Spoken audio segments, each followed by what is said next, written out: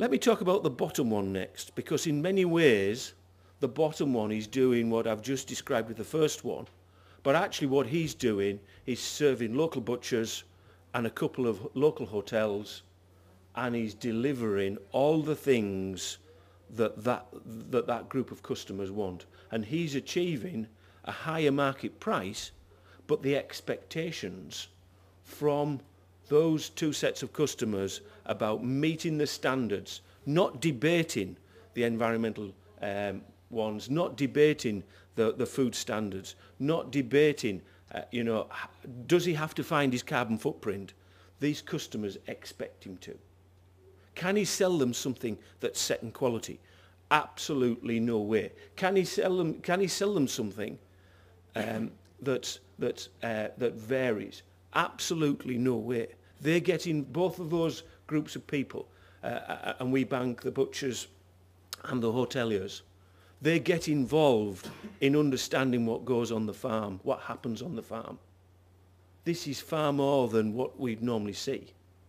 But he also gets the chance to hear what the customers in those butchers or in those hotel chains want from his product. So if he sells them a bad steak, he definitely finds out about it. He's getting premium, but it's not easy. So both of those examples have a very close understanding with the customer, and have had the experience of dealing with customers regularly in previous roles. Now, for many of you, dealing with that type of customer interface might be challenging. You are young enough and you have the time to go out and find that experience. But I do admit it's not for everybody, which is why I want to talk to you about the middle case, which is probably the one which is probably most appealing to everybody in this room. However, it is probably also the most challenging. So this farming business that I'm thinking of is somebody that's he's not here, and neither is his wife. He's in his early 30s. He has 100 suckler cows and he has 800 sheep. And he has an arrangement with the farm owner about how he can use land that may have a rent roll with it, but the farm owner keeps the single farm payment.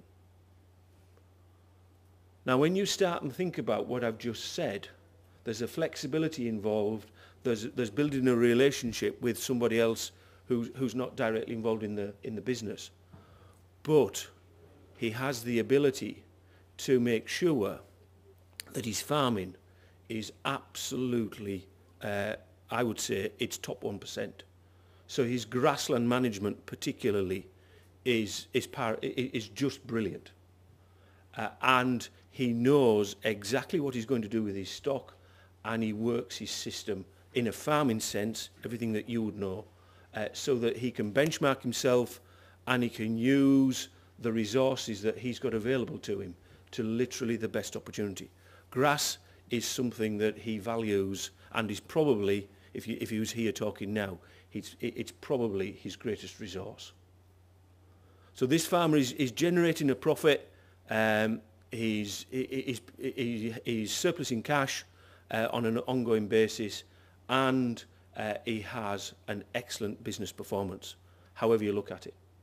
When you stand back and look at what he's doing, he is working incredibly hard. He can do this at the age of 32. His big fear is that when he's 52, he wonders whether he'll be able to work literally the same number of hours that he's doing now.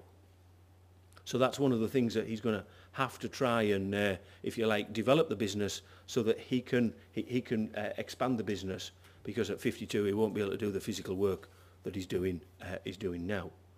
Now, I haven't shown you any numbers, but what I'm going to go through next is just an understanding of what those three businesses all have in common.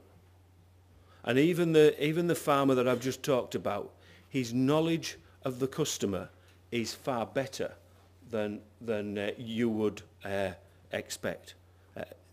They are really, really important. All three of them have an excellent business management ethic.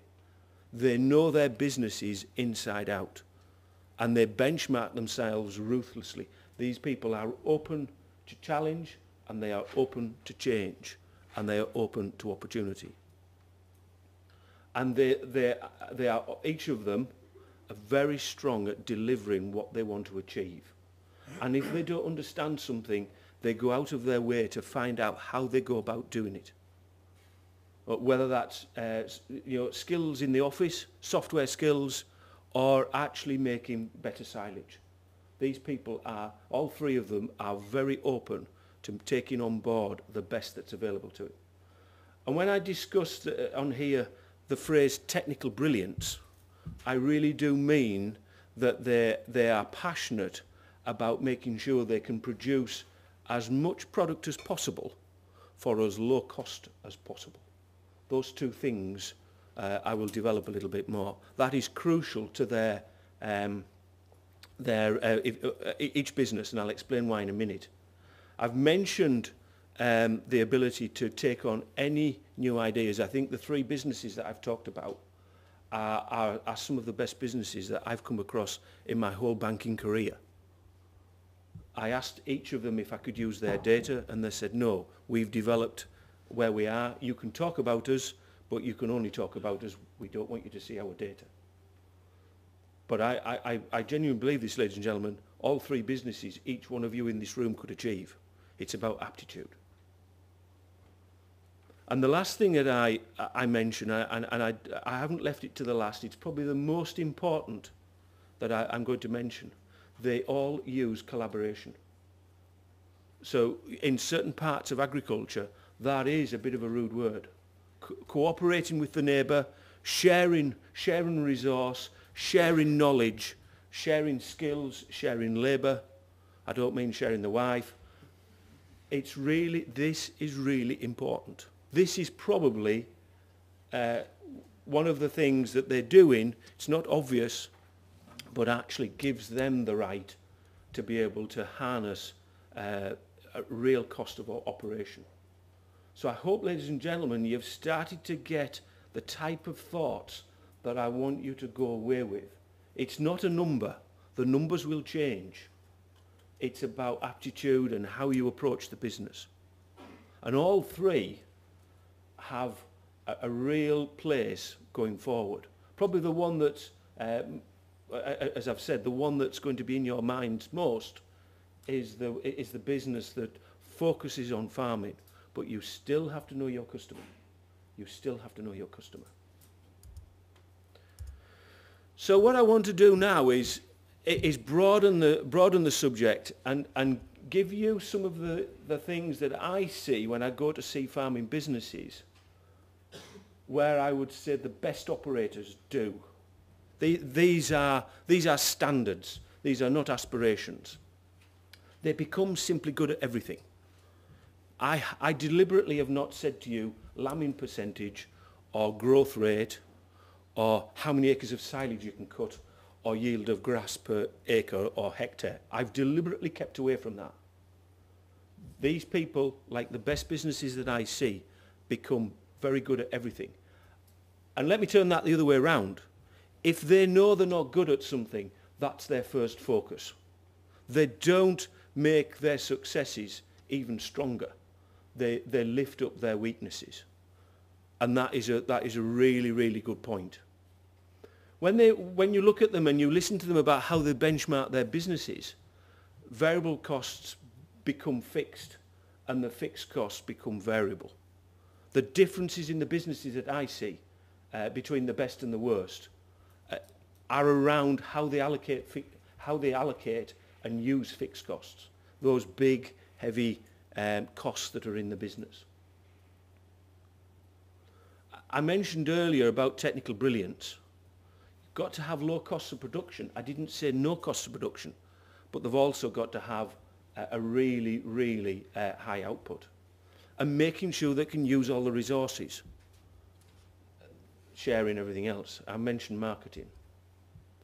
And the businesses, as I've tried to hint, where they have a challenge and a change, they literally seize on that as an opportunity. I often use this slide when I'm speaking at farmer meetings, and I think the chairman heard me say this before. But when you listen to these businesses, and I mentioned earlier, they want to look at the things that they aren't very good at. One farmer once said to me in North Yorkshire, you know, I need to think about the things that keep me awake at night. So I now ask when I go to farming audiences, what keeps you awake at night? And not too far away from where this farmer asked this particular question of me, when I was speaking at another farming group, the wise sage at the back put his hand up and said, his new wife. But there is a more serious part to that. And I want you to think about who is your competition. It's not the guy or the gal that sat next to you. It's the beef producer or the lamb producer from somewhere else in the world. What are they doing to run their business? And what must you do to make sure that you can compete and be successful? So I think the opportunity is definitely there. I absolutely agree with David. We've not swapped notes. You have an increasingly affluent customer in front of you. And you have an opportunity, but it's going to be nothing like we've seen before. It's going to have some challenge around it. And when you get down to the last point, and I think this is where the opportunity in front of you is literally so brilliant. When you have that necessity, it becomes the mother of invention. And I think there'll be some superb businesses that we'll see evolve and develop going forward. Ladies and gentlemen, thank you very much for listening. I hope I've made you think, and thank you for tuning in. And I'm pleased that none of you asked me about the train service, which, just to give you that as a feedback, was totally unmemorable and was very expensive. And I just ask, is that what your product looks like and feels like afterwards?